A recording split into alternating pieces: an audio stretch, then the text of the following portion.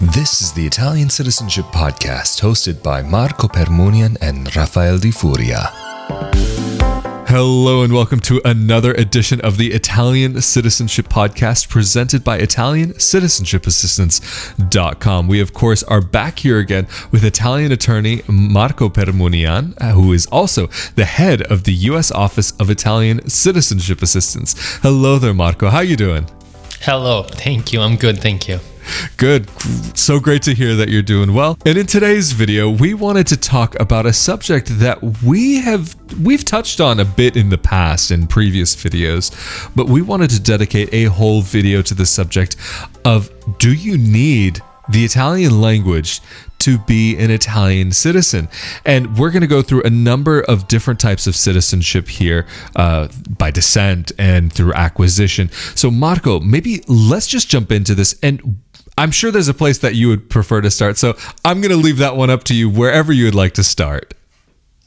I believe we can start with the most common scenario, which is, do I have to be able to speak Italian to apply for citizenship by descent? Mm-hmm. The answer, very interestingly, is no, you don't have to speak Italian. You can even know nothing of Italian, and you can still apply for Italian citizenship by descent. So that's really beautiful, especially for people who live in a foreign country, people who live, for example, in America, and apply for, and they will be applying for Italian citizenship through an Italian consulate, mm-hmm. Italian citizenship by descent. For those people, speaking Italian is not a legal requirement. In general, I should say, to apply for citizenship by descent, speaking Italian is not a legal requirement. But for those people who apply for Italian citizenship by descent in their home country, in the country when they were born, or in another country outside of Italy, speaking Italian is not even a practical requirement. So you don't have to be able to speak Italian, not even to deal with the embassy, because the embassy of Italy or the Italian consulate in your country will speak your language to you. For example, the Italian consulates in the US, the clerks there, who normally are Italians, they have to speak English to you during the process of recognition of your Italian citizenship. So when you meet with the consulate, the clerk will speak to you in English. Mm-hmm. Or, for example, when you have to send an email to the consulate, or even when you have to book your appointment, there is an online booking system which is both in English and in Italian. So if you don't understand Italian, you can use the English version of the booking system, go online and secure your appointment.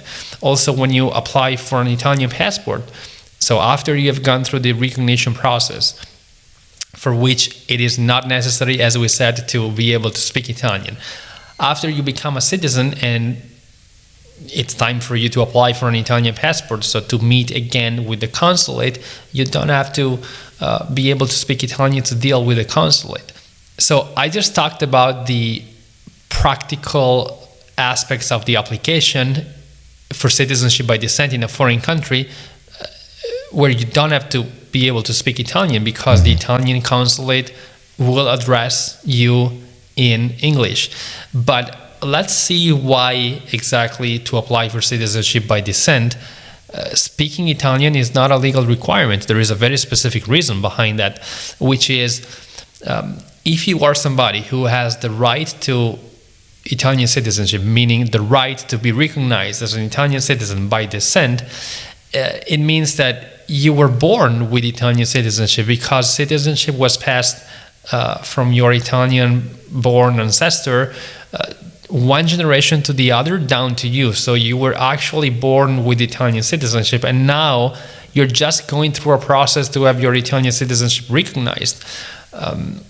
So that's why it's not required for you to speak Italian, because you're not applying for naturalization, you're not requesting Italian citizenship, you're just basically enforcing your birthright. You're just saying, I was born with Italian citizenship, but my birth certificate was never registered in Italy, so I'm doing it now. I'm showing you that I qualify for recognition of my Italian citizenship by descent. And under Italian law, you don't have to speak Italian.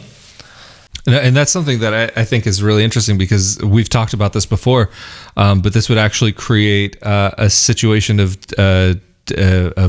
discrimination if you had to make that person be able to take an Italian test, for example, because you don't necessarily make somebody who's born and raised in Italy make that same kind of test, but these people under Italian law are recognized in the same way.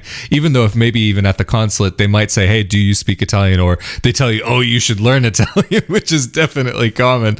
It's definitely one of those fascinating little details that can really make the process a lot less daunting for people out there, because that's one thing that I know that so many people, especially when they're talking about Italian citizenship by descent, that's like it's their grandfather or great-grandfather, great-grandparent, whatever it may be, great-great-great.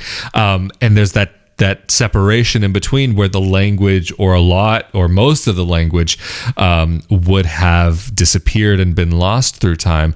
So it's really an amazing thing that they allow people who are able to make a claim through their line of descent to be able to just continue without having to learn the language or prove that they speak the language, even if they do. But maybe and just one clarification, and because in Italy citizenship is passed from parent to child, that's the ius sanguinis principle. Basically, those people who have an Italian great-grandparent and were born in America, they are in the same situation of the child of an Italian who was born in America in 2018. So for the same reason why you can't ask that child of an Italian citizen born in America in 2018 to know the Italian language, to be able to be recognized, which it's possible that the child will never learn Italian. Maybe the child will always live in America, but of course that person is an Italian citizen. And for the same reason,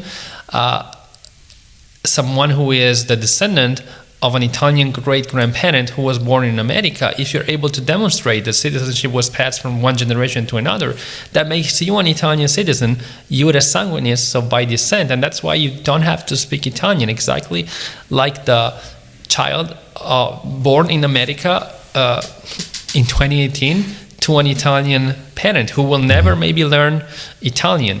And for the same reason why you don't have to speak Italian to be able to be recognized as an Italian citizen by descent, you also don't have to know anything about the Italian culture or the Italian laws or legislation.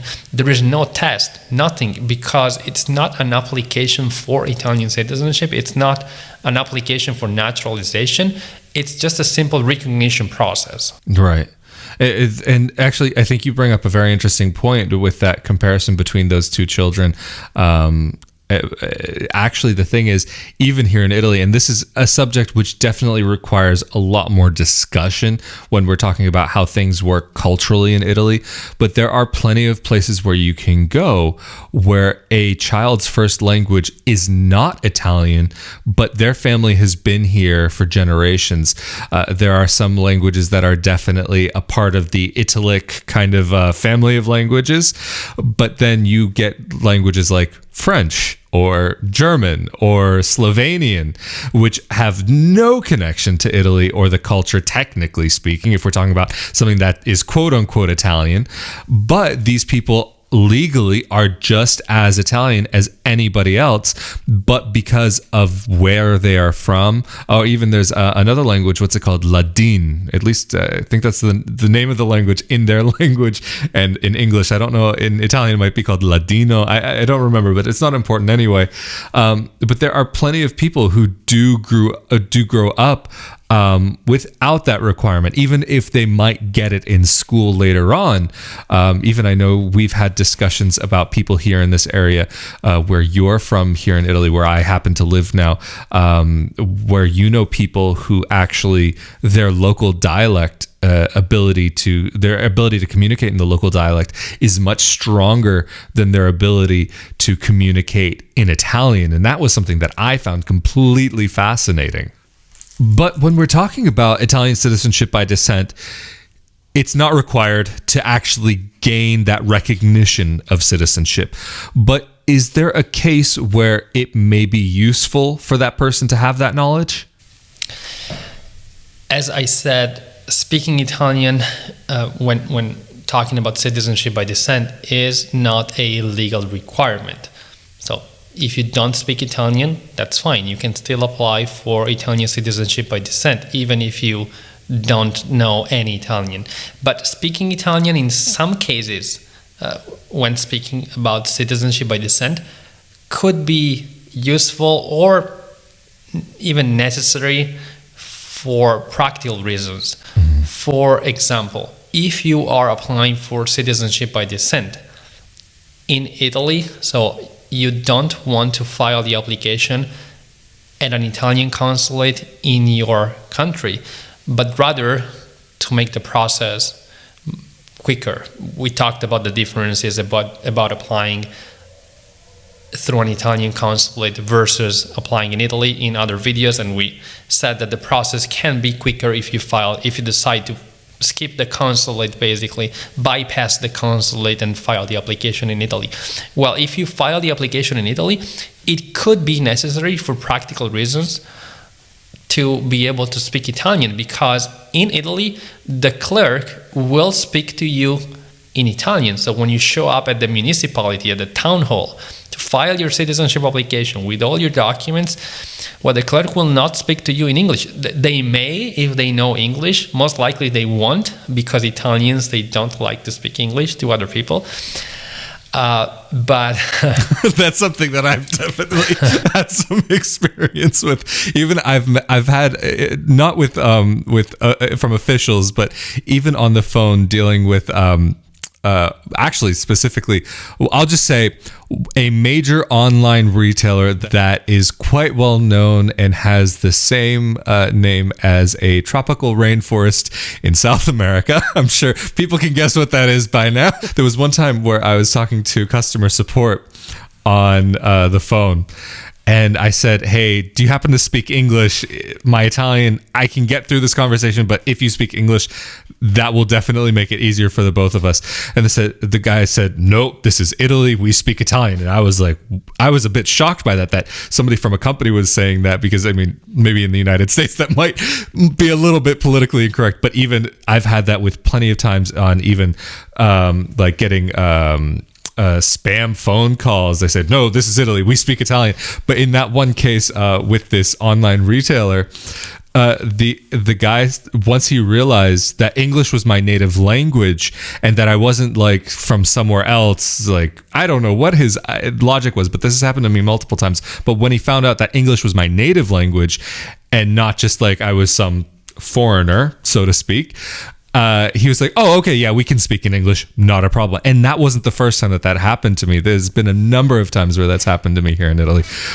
So I can definitely, I've got plenty of stories about all these types of situations, even dealing with various clerks in different regions of the country, that they said, like, look, for this type of interaction, we actually have to conduct at least some part of it in Italian for whatever legal reason, which I found fascinating. But anyway, I interrupted you there, so maybe I'll just let you get back to what you were saying. Anyway, yes, I was saying that it happens frequently that even if they know English, they maybe just don't want to talk to you in English, so they prefer to speak in Italian. But that's fascinating, because while they can expect to conduct the meeting in Italy in Italian, at the same time, speaking Italian is not a legal requirement for you to be able to apply. So if you don't know Italian, it's not that you can't apply. You have to find a solution. So an interpreter needs to be hired, or if you're going through a lawyer, of course, a lawyer who knows English, or ICA. Of course, ICA. We help mediate, so that's not going to be a problem. But I'm maybe now talking about those people who decide to do the process DIY in Italy, and they find themselves in a situation where they arrive in Italy and the clerk says, now we speak Italian, and that could be a problem because the clerk doesn't want to speak English. You don't know Italian, but you can still apply for Italian citizenship because speaking Italian is not a requirement. So you have to find somebody who can help you out with the language barrier. And it's definitely worth considering. Like, say, if you were to go into your city hall where you live, would you expect them to speak Italian? Like, if you're in, I don't know, some small town in America, would you expect that clerk to be able to speak Italian to you if you needed to have an interaction with them? Granted, English is a much more international language in many ways, but you have to think about it in certain contexts sometimes that not everybody speaks English. Not the whole world is not an English-speaking place, even though English is one of the most spoken languages and one of the most commonly learned languages. You just have to consider the average person that might not be a linguist, so to speak, or somebody who's decided to take that second language on. But since we're on the subject of citizenship by descent, something that relates very closely is Italian citizenship through a 1948 case, which is a subject that we've touched on in quite a few videos of ours, and we've even done a full video on this, or actually a couple of full videos on this subject, which people should definitely check out. How does that relate to this idea of the Italian language?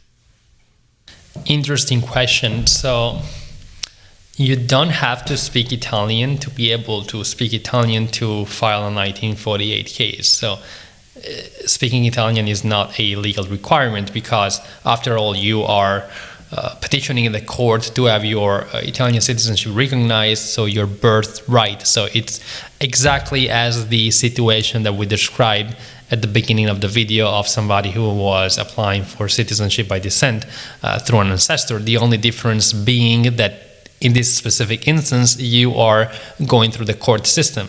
But speaking Italian is not a legal requirement. You don't have to provide a language certificate to the court.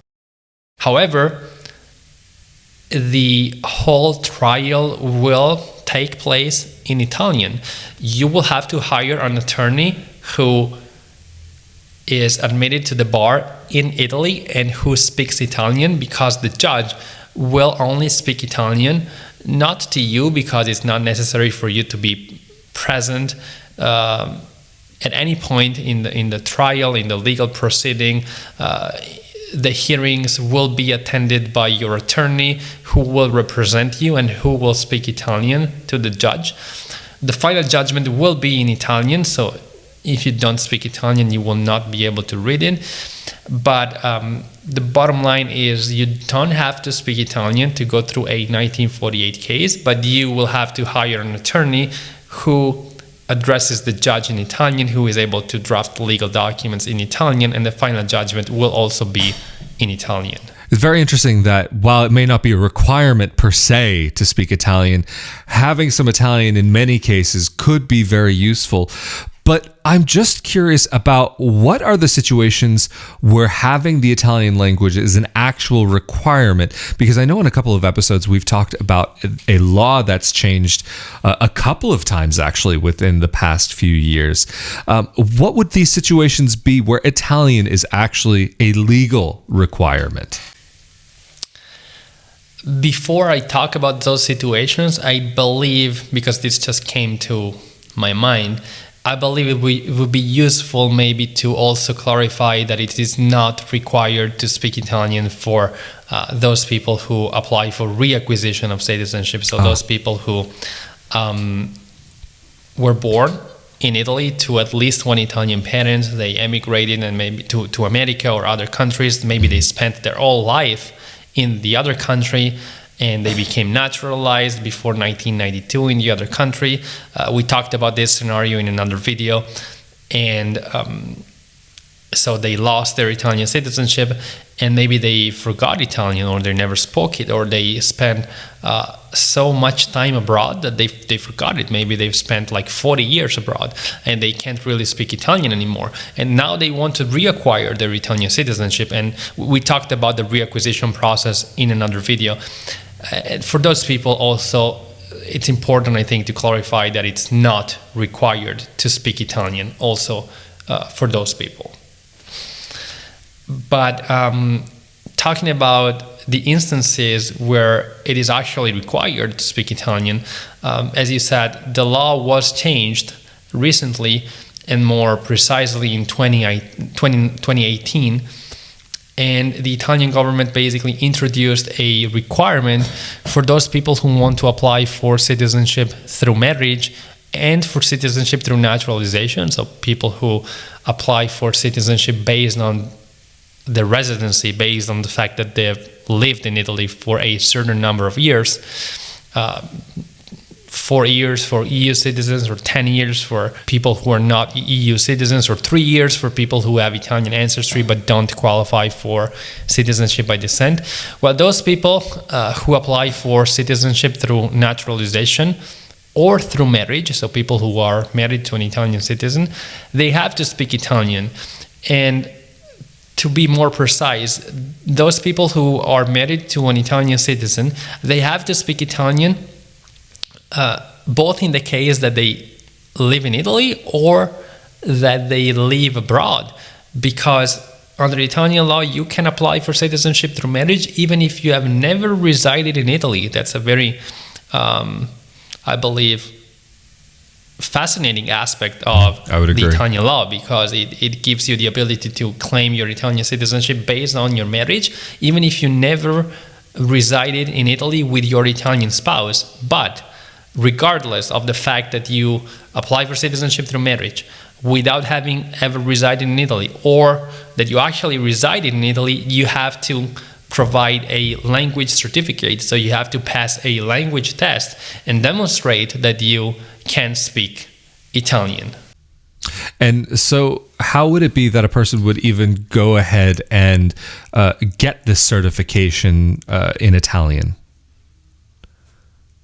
The level required is lower intermediate, B1 to be precise, and you have to take a test. It is not necessary to take classes.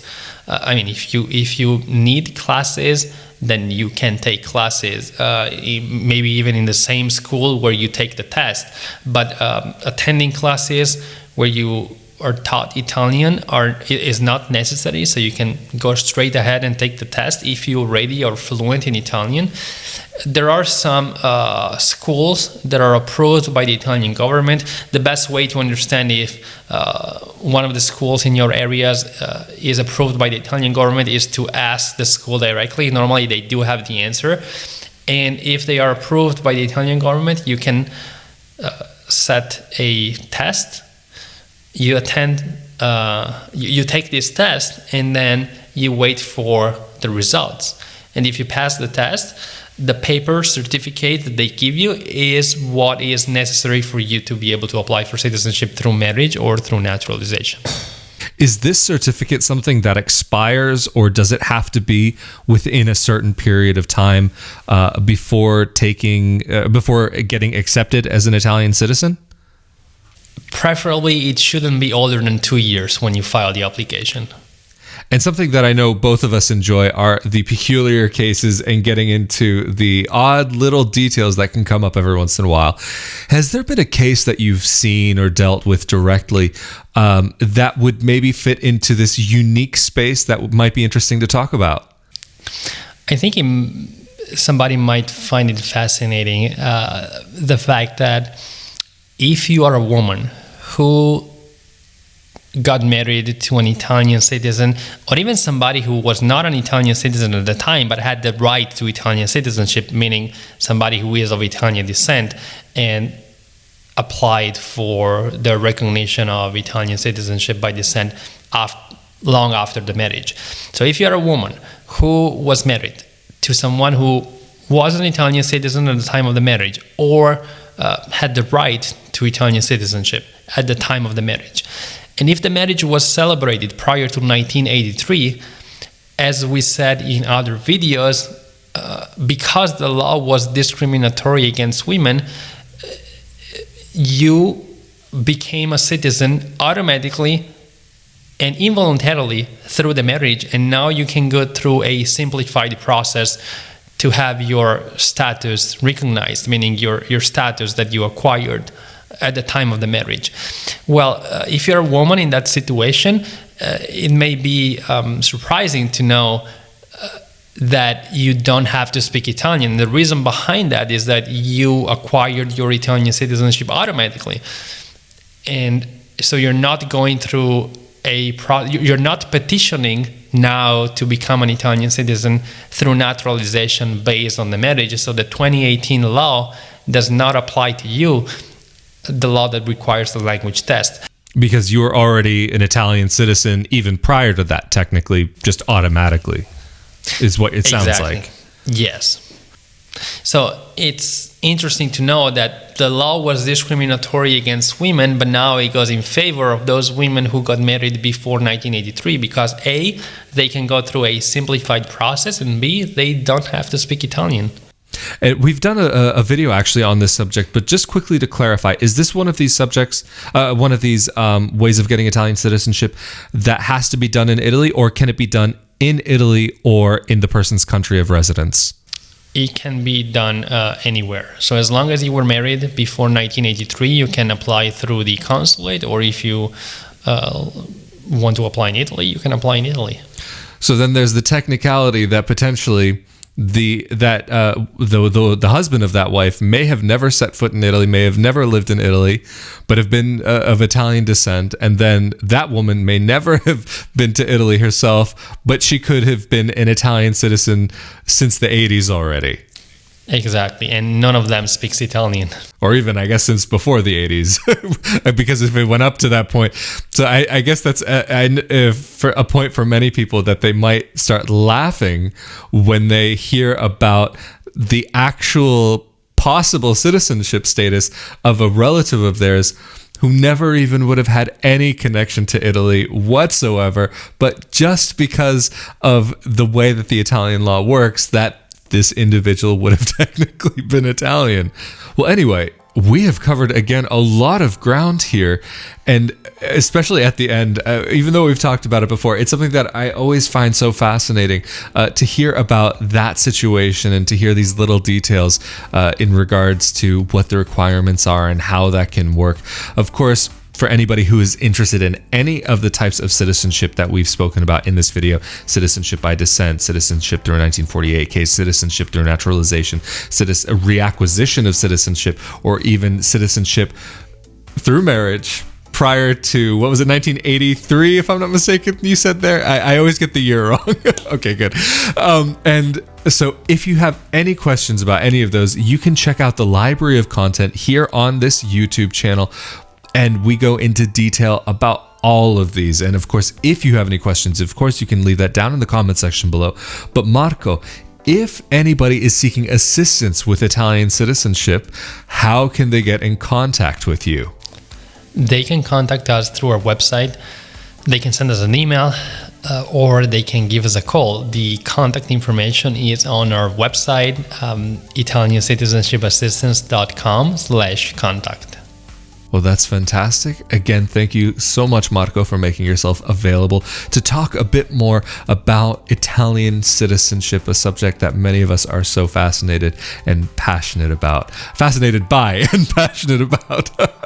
And of course, we have been here with Marco Permunian, Italian attorney and head of the U.S. Office of Italian Citizenship Assistance.com. And I am Rafael Di Furia. And of course, if you would like to know a little bit more about life in Italy, living in Italy, or living in Italy as a dual citizen, you can check out my YouTube channel, youtube.com/Rafael Di Furia. And of course, thank you so much for joining us again. Stay safe and stay healthy out there. We look forward to seeing you all next time. Have a great one. Later. Thank you.